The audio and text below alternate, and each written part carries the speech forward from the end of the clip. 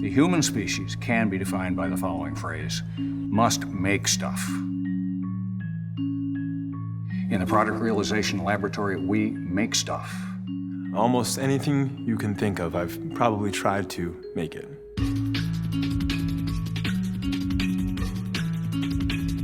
It's comprised of 4 different laboratories.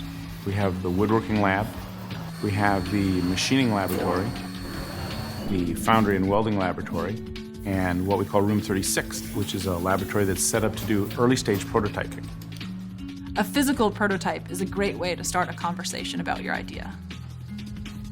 One of the nice things about the Product Realization Lab is it's open to all students at Stanford. The fact that we have non-engineers intermixing with engineers means that we've got cross-pollination of methodology of working, of ideas, and how to accomplish things. The PRL is a place where students learn that they can make anything, and therefore they can change the world.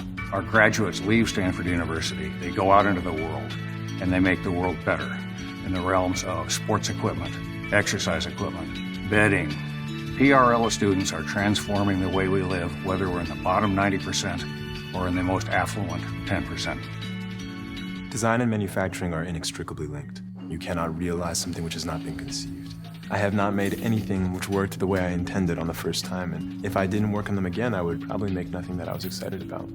There's many ways to make things, and there's many ways to make things look beautiful.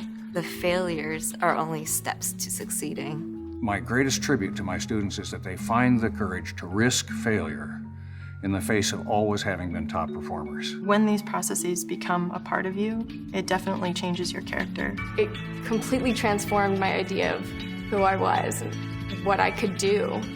That translates to everything else that you do. It's a really exhilarating feeling to finally realize that you're capable of realizing in physical means what you have in your mind.